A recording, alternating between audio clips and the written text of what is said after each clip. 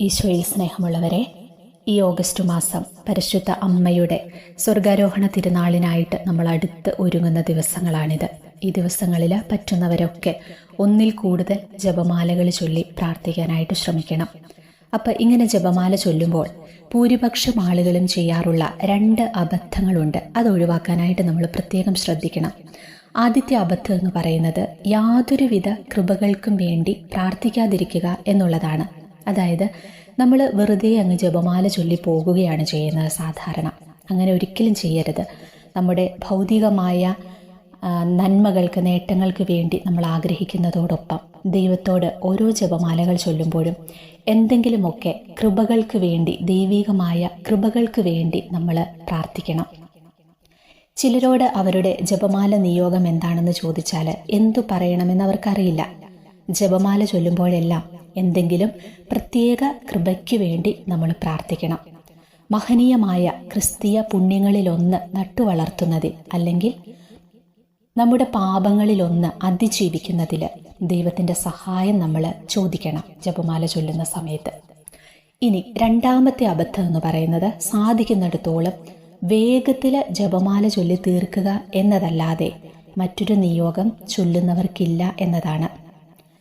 നമ്മിൽ ധാരാളം പേർ ജപമാല ചൊല്ലുന്നതിനെ ഒരു ഭാരമായി കാണുന്നതുകൊണ്ടാണിത്.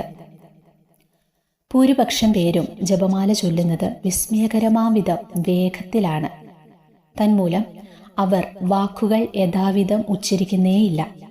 ഇത്തരത്തിലുള്ള അശ്രദ്ധമായ അഭിവാദനത്താൽ യേശുവും മാതാവും സംപ്രീതരാകുമെന്ന് അവർ പ്രതീക്ഷിക്കുന്നു. ആയിരക്കണക്കിന് ജപമാലകൾ ചൊല്ലിയിട്ടും നാം മുമ്പ് ആയിരുന്നതിനേക്കാൾ ഒട്ടും തന്നെ നന്നായിട്ടില്ല എന്നതിൽ അത്ഭുതമില്ല. പ്രിയ സഹോദരങ്ങളെ, വളരെ വേഗത്തിൽ നിങ്ങളിലേക്ക് കടന്നു വരുന്ന വേഗതയെ നിയന്ത്രിക്കാനും സ്വർഗസ്ഥനായ പിതാവേയും നന്മ നിറഞ്ഞ മറിയവും ചൊല്ലുമ്പോൾ പലതവണ അല്പമൊന്ന് നിർത്തിച്ചെല്ലാനുമായിട്ട് നമ്മൾ ശ്രദ്ധിക്കണം. പ്രാർത്ഥനകൾ കഴിയുന്നത്ര വേഗത്തിൽ ചൊല്ലി തീർക്കുക എന്ന നമ്മുടെ ദുശീലം നിമിത്തം ഇതാദ്യമൊക്കെ ബുദ്ധിമുട്ടായി തോന്നും. ഇപ്രകാരം ധ്യാനാത്മകമായി ചൊല്ലുന്ന ഒരു ദശകം അതിവേഗം ചൊല്ലി തീർക്കുന്ന ആയിരക്കണക്കിന് ജപമാലകളേക്കാൾ കൂടുതൽ യോഗ്യതയുള്ളതാണെന്ന് ഓർക്കണം. അവസാനമായി ഇതും കൂടി ഓർത്തു വെക്കുക. നാം പരിശുദ്ധ കന്യകാ മാതാവിന് വിശ്വസ്തയോടെ കാഴ്ചവെക്കുന്ന ചെറിയ ശുശ്രൂഷകൾക്ക് ജീവിതത്തിലും മരണത്തിലും നിത്യതയിലും വളരെയധികം ഉദാരമായി മാതാവ് പ്രതിഫലം നൽകും. അപ്പോൾ 2 കാര്യം ഓർത്ത് വെച്ചുള്ളൂ. ഇനി മുതൽ ജപമാല ചൊല്ലുമ്പോൾ ദൈവിക കൃപയ്ക്കായി, ദൈവിക പുണ്യങ്ങൾക്കായി പ്രാർത്ഥിക്കുക. അതുപോലെ നമ്മിലുള്ള എന്തെങ്കിലുമൊക്കെ ദുശ്ശീലങ്ങൾ അല്ലെങ്കിൽ പാപാവസ്ഥകളൊക്കെ മാറിപ്പോകുന്നതിനായും നിയോഗം വെച്ച് പ്രാർത്ഥിക്കണം. ഭൗതിക ആവശ്യങ്ങളോടൊപ്പം ഇപ്രകാരമുള്ള ആത്മീയ പുണ്യങ്ങളും യാചിച്ചു വാങ്ങണം. നമ്മുടെയൊക്കെ ജീവിതത്തിൽ നിന്ന് ഒരു നിമിഷത്തേക്കെങ്കിലും മാതാവൊന്ന് മാറി നിന്നാലുണ്ടാകുന്ന അവസ്ഥയെക്കുറിച്ച് നിങ്ങൾ ചിന്തിച്ചിട്ടുണ്ടോ?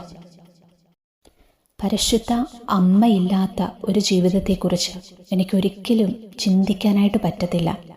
അമ്മയെ എപ്പോഴും നമ്മളിങ്ങനെ മുറുകെ പിടിച്ചോണം. അമ്മയില്ലാതെ നമുക്കൊരിക്കലും ഈശോയുടെ സ്നേഹത്തിലേക്ക് വളരാനായിട്ട് പറ്റില്ല എന്ന് വിശ്വസിക്കുന്ന ഒരാളാണ് ഞാൻ. ഈശോയിലേക്ക് എന്നെ എപ്പോഴും കൂടുതൽ വളർത്തിയിട്ടുള്ളത് പരിശുദ്ധ അമ്മയോടുള്ള സ്നേഹവും ഭക്തിയും ഒന്ന് മാത്രമായിരുന്നു. നടക്കാൻ പഠിക്കുന്ന കുഞ്ഞ് അമ്മയുടെ കൈവിട്ടാൽ എന്താണ് സംഭവിക്കുന്നത്? കുഞ്ഞ് വീഴും, പരിക്കുകൾ സംഭവിക്കും, അല്ലേ? ഇതുപോലെ തന്നെയാണ് മാതാവിൻ്റെ കൈവിട്ടാൽ അമ്മയുടെ മക്കളെന്ന നിലയിൽ നമുക്ക് സംഭവിക്കുന്നതും. ആത്മീയ യാത്രയിൽ നമ്മെ കൈപിടിച്ചു നടത്തുന്നതും ഈശോയിലേക്ക് നയിക്കുന്നതും ഈ പരിശുദ്ധ അമ്മ തന്നെയാണ്. അമ്മ നമ്മെ കൈവിടുകയോ നാം അമ്മയുടെ കൈവിടുകയോ ചെയ്താൽ നമ്മുടെ ജീവിതത്തിൽ പല അനർത്ഥങ്ങളും ഉണ്ടാകും. നമ്മുടെ നിസ്സാരത തിരിച്ചറിഞ്ഞ് അമ്മയെ മുറുകെ പിടിക്കണമെന്നാണ് ചില ദർശനങ്ങളിൽ അമ്മ വ്യക്തമാക്കിയിരിക്കുന്നത്. ലോകത്തിനു വേണ്ടിയുള്ള നമ്മുടെ നാഥയുടെ കരുണയുടെ സന്ദേശം എന്ന കൃതിയിൽ പറയുന്ന വാക്കുകൾ ഇപ്രകാരമാണ്: എൻ്റെ കുഞ്ഞേ, നീ വളരെ ചെറുതാണ്. ഒരു നിമിഷത്തേക്കെങ്കിലും ഞാൻ നിന്നെ വിട്ടുപോയാൽ എല്ലാത്തിലും നീ ദരിദ്രയാകും. പിന്നെ സ്വർഗത്തിലെത്താനോ, എന്തിനേറെ ഒരു ചെറിയ വിജയം നേടാനോ പോലും നീ ആഗ്രഹിക്കുകയില്ല. എൻ്റെ കുഞ്ഞെ, നിനക്കെന്നെ ആവശ്യമാണ്. നിനക്ക് മുന്നിലുള്ള എല്ലാ വഴികളും അടയുന്നതുവരെയും, നീ ക്ഷീണിച്ചവശയാകുന്നതുവരെയും കാത്തിരിക്കരുത്. അതിനു മുമ്പ് തന്നെ നീ തിരിച്ചറിയണം. കണ്ടോ, ഇതമ്മയുടെ വാക്കുകളാണ്.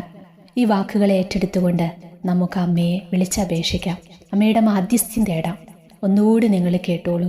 എന്നെ ഒത്തിരി സ്പർശിച്ച ഒരു വാചകമാണ് കേട്ടോ ഇത്. എൻ്റെ കുഞ്ഞെ, നീ വളരെ ചെറുതാണ്. ഒരു നിമിഷത്തേക്കെങ്കിലും ഞാൻ നിന്നെ വിട്ടുപോയാൽ എല്ലാത്തിലും നീ ദരിദ്രയാകും. ശരിയാണ്, ഞാൻ ചിന്തിച്ചിട്ടുണ്ടത്. പരിശുദ്ധ അമ്മയില്ലാത്ത ജീവിതങ്ങളൊക്കെ വെറും ശൂന്യമാണ്, വട്ടപൂജ്യമാണ്. പിന്നെ സ്വർഗത്തിലെത്താനോ എന്തിനേറെ ഒരു ചെറിയ വിജയം നേടാനോ പോലും നീ ആഗ്രഹിക്കുകയില്ല. സ്വർഗത്തിലേക്കുള്ള യാത്രയിലെ നമ്മളെ ഏറ്റവും അധികം സഹായിക്കുന്നത് പരിശുദ്ധ അമ്മയാണ് കേട്ടോ. പിന്നെ അമ്മ പറയുക, എൻ്റെ കുഞ്ഞെ, നിനക്ക് എന്നെ ആവശ്യമാണ്. നിനക്ക് മുന്നിലുള്ള എല്ലാ വഴികളും അടയുന്നതുവരെയും, നീ ക്ഷീണിച്ചവശയാകുന്നതുവരെയും കാത്തിരിക്കരുത് എന്നാണ് പറയുന്നത്. ഒരു ബുദ്ധിമുട്ട് വന്ന, ഒരു പ്രയാസം വന്നോ, നമ്മൾ അമ്മയിലേക്ക് ഓടി ചെല്ലണം. അമ്മ നമുക്ക് വേണ്ടി കാത്തിരിക്കുകയാണ്. അമ്മ അത് പരിഹരിച്ചു തരും. ബുദ്ധിമുട്ടുകളിൽ, പ്രയാസങ്ങളിൽ തളരരുത് നിങ്ങൾ. പരിശുദ്ധ അമ്മയെ മുറുകെ പിടിച്ചോ. അമ്മ നമ്മളെ കൈവിടില്ല. നമുക്കൊന്ന് കരങ്ങൾ കൂപ്പിയാലോ? പരിശുദ്ധ അമ്മയോട് പ്രാർത്ഥിക്കാം. മാതാവേ, എൻ്റെ സ്നേഹമുള്ള അമ്മേ, ഞാൻ അമ്മയുടെ മകളാണല്ലോ. എന്നെ ഒരിക്കലും മറക്കരുതേ. ഇനി ഞാൻ എപ്പോഴെങ്കിലും അമ്മയെ മറക്കുകയാണെങ്കിലും അമ്മ എന്നെ ഉപേക്ഷിക്കരുതേ. ഇനി ഞാൻ എപ്പോഴെങ്കിലും അമ്മയെ ഉപേക്ഷിക്കുകയാണെങ്കിലും അമ്മ എൻ്റെ അടുക്കൽ നിന്ന് അകന്നു പോകരുതേ. ഇനി ഞാൻ അമ്മയിൽ നിന്ന് അകന്നു പോകുകയാണെങ്കിൽ അപ്പോൾ അമ്മ എന്നെ തിരികെ വിളിക്കണമേ. ഞാൻ എപ്പോഴെങ്കിലും വീണു പോകുകയാണെങ്കിൽ അമ്മ എന്നെ കൈപിടിച്ചുയർത്തണമേ. കാരണം ഞാൻ എപ്പോഴും അമ്മയുടെ മകളാണല്ലോ. ആമേൻ.